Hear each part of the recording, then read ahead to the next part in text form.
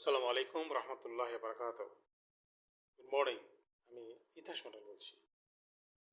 গতকালকে ভিডিওতে বলেছিলাম যে শেখ হাসিনার বিচারের রায় হবে এবং এটা সরল অঙ্কের মতন বোঝাই যাচ্ছিল এবং ভাই একটা সে সর্বোচ্চ পানিশমেন্ট হবে সেটা হয়েছে আর কি। এটা 2 ঘর 4 ঘর নাম তার মতন সহজ। আমার অভিমত ছিল যে শেখ হাসিনার যে যারা ডেঞ্জারাস ভয়ঙ্কর হিংস্র এদের বিচারটা আগে হওয়া উচিত। এখন 15 বছরের যদি আমরা বলি আওয়ামী লীগের যে অপকর্ম এটা যারা দেখলো তারা সাক্ষী, তারা এই 15 মাস এটা কন্টিনিউ করলে কেমন করে? তাহলে কার বিচারটাকে করবেন? খুব সিম্পল একটা উদাহরণ আমি যেটা নিয়ে কথা বলছি, আমার তো ডাটা নেই কথা, যে এটা সারের ব্যাপারে দেখুন আমি বেশ কয়েকবার কথা বলেছি, কিন্তু হয়তো আমি আমার উপস্থাপনাটা ভালো নয়।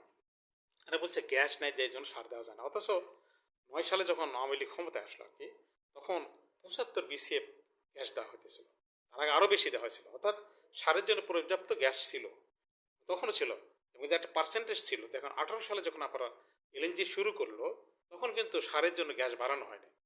সারের হক 200% হক ছিল পাওয়ার ইন্ডাস্ট্রি এবং তারপরে সার 3 নম্বর সেক্টর, মানে সিরিয়ালে সার, তারপর ডোমেস্টিক কমার্শিয়াল আলাদা। কিন্তু সমস্ত সেক্টরে গ্যাস বাড়ানো হয়েছে, সারের এখানে দেওয়া হয়নি। কি জন্য? কারণ এলএনজি আমদানি যে ব্যবসা সেটা একটা ব্যবসা, আর সার আমদানি করা সেটা একটা ব্যবসা। ব্যবসাটাকে তার হারাতে চায় না। এখন 75 BCF থেকে শুরু করে তার এখন 50-এ নিয়ে আসছে এই কয় বছরে আর কি।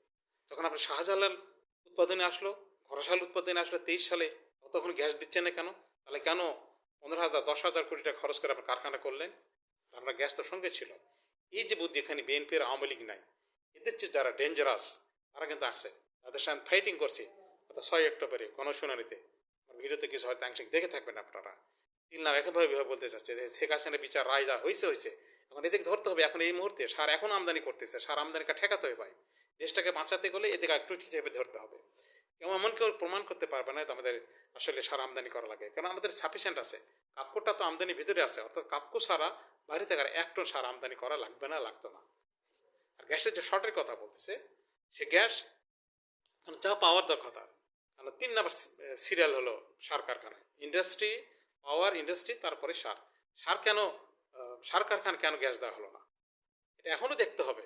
এখন আমি যেই আমরা শুনে জিনিসটা শেয়ার করুন এবং চিন্তা করুন যে শেখ হাসিনাকে বিচার করলেন ভালো, কিন্তু এদের বিচার কম করবেন।